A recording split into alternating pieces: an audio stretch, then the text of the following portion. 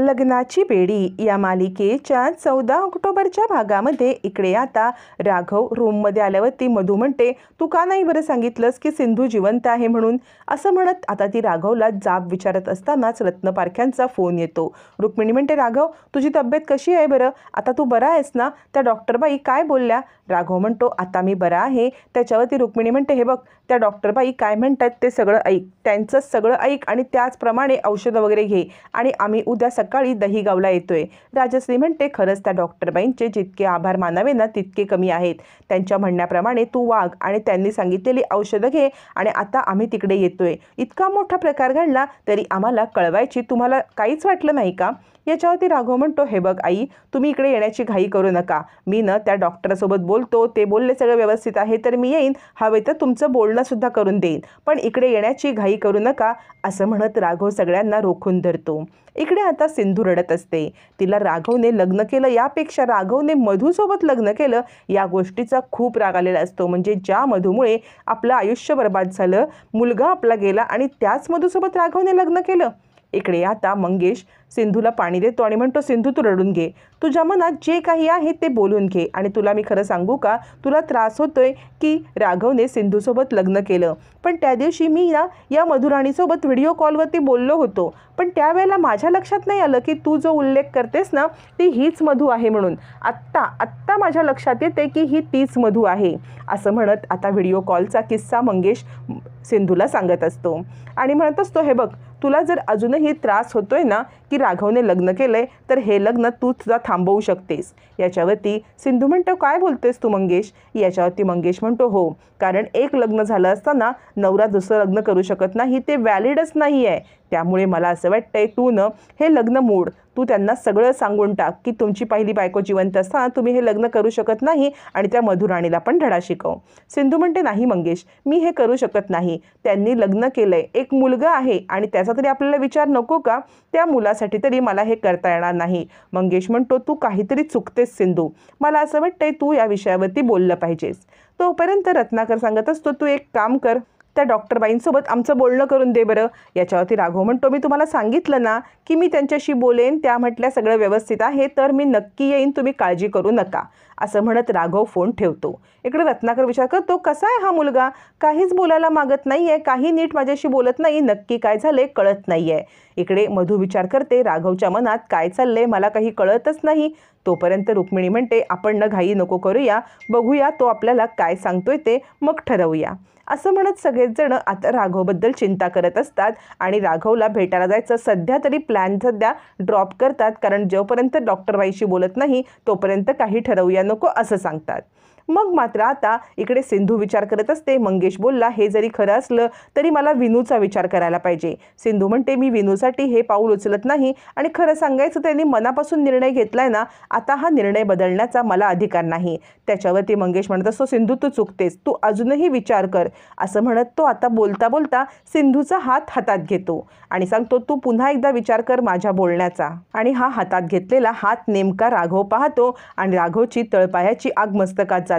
राघवने स्वतः जरी लग्न केलेलं असलं तरी सिंधूला तो दुसरं कुणाच्या सोबत पाहू शकत नसतो.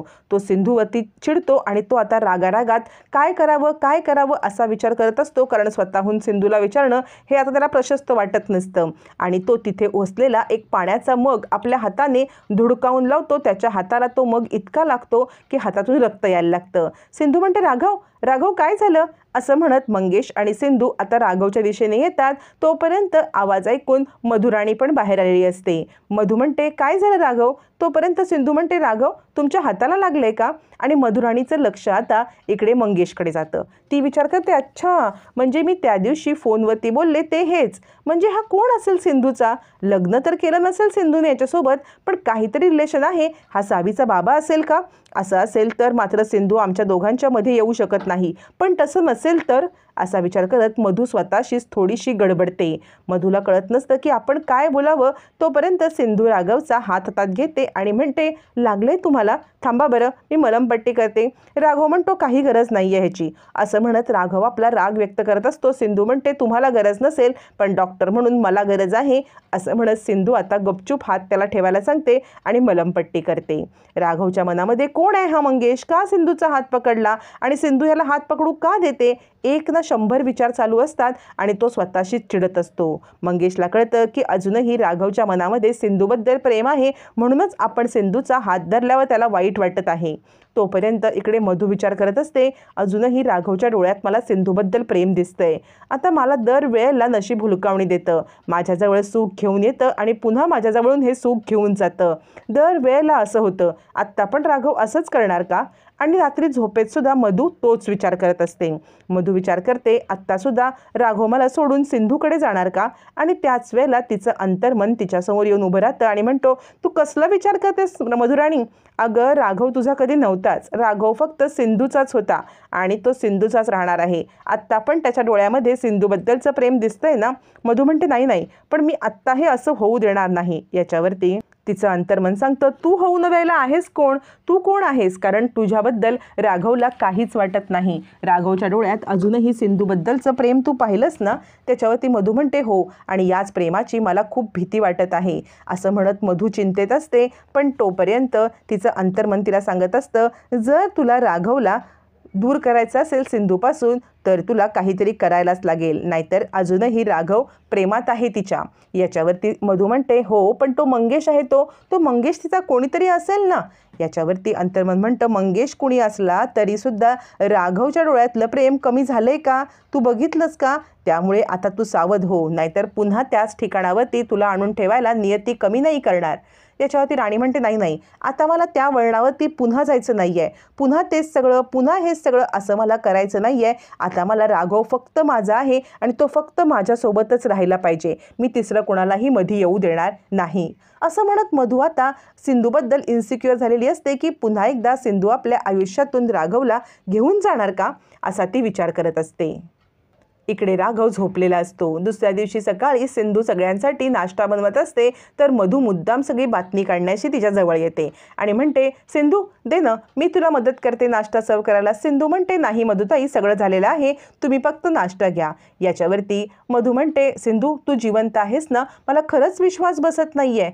सिंधू म्हणते, बरोबर आहे, मला पाहून सगळ्यात जास्त दुःख तर तुम्हालाच झालं असेल. मधू म्हणते, नाही ग सिंधू, तू उगाच माझ्याबद्दल गैरसमज करून घेऊ नकोस. मला दुःख वगैरे काही झालेलं नाही आहे. सिंधू म्हणते, तुम्हाला काय वाटलं हे जाणून घ्यायचं मला काहीही हे नाही आहे. याच्यावरती मधू म्हणते, पण थँक्यू, तू राघव आणि विनू या दोघांचीही मदत केलीस. सिंधू म्हणते, ज्याप्रमाणे त्यांनी माझी आणि माझ्या मुलीची मदत केली, एक डॉक्टर म्हणून मी त्यांची मदत केली. याच्यावरती मधू म्हणते, तुला माहीत नाही आहे सिंधू, तुझी अवस्था मला तेव्हा कळली ज्या वेळेला मला सगळ्यांनी वाळीत टाकलं. माझ्या आईने पण मला नाही मान्य केलं. तेव्हा मला समजलं की तुझं दुःख काय आहे. तुला त्रास दिल्याचा मला खूप पश्चाताप झाला.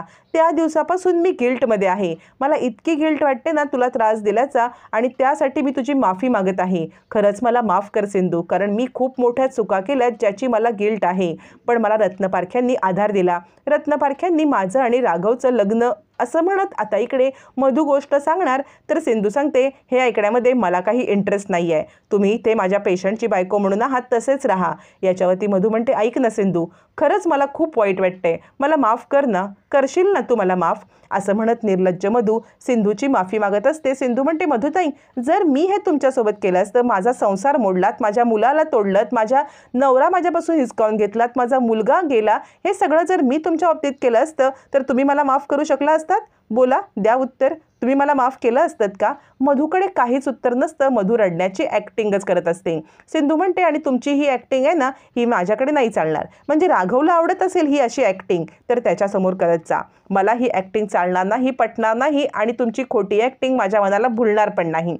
असं म्हणत सिंधू आता मधूचा सडेतोड अपमान करत तिला तिचं खरं रूप मला माहिती आहे हे सांगत असते. निर्लज्ज मधू मात्र काहीही करून सिंधूला राघवच्या आयुष्यात येऊ नये म्हणून प्रयत्न करत असते. पण इकडे राघवचं प्रेम सिंधूवरील अतूट असतं आणि ते आपल्या समोर येतं. मंगेश बसला असताना राघव तिकडे येतो आणि म्हणतो, बोल, कोण आहेस तू? काय स्थान आहे सिंधूच्या आयुष्यामध्ये तुझं? बोल, कोण आहेस तू? सावीचा कोण लागतोस तू? असे 1 ना 100 प्रश्न विचारत राघव आता इकडे मंगेशवरती तुटून पडतो. मंगेश त्याला सांगण्याचा प्रयत्न करत असतो, पण राघव काही ऐकायला तयार नसतो. तो म्हणतो, बोल, काय स्थान आहे तुझं सिंधूच्या आयुष्यामध्ये? का तिच्या पुढे मागे करतोस? आणि तो चिडलेला असताना सिंधू त्याला थांबवण्याचा प्रयत्न करते. राघव म्हणतो, शटअप, आणि तो मंगेशवरती हात उगारतो. त्याचं सिंधूवरील प्रेमच आपल्याला दिसत असतं. आता मात्र राघवचं सिंधूवरील प्रेम तर समोर आलेलं आहे, पण आता सिंधू या सगळ्याचा स्वीकार करत मधू आणि राघवचं लग्न इनव्हॅलिड ठरवत पुन्हा एकदा राघवच्या आयुष्यात एंट्री करणार का, हे मात्र येणाऱ्या भागातच कळणार आहे.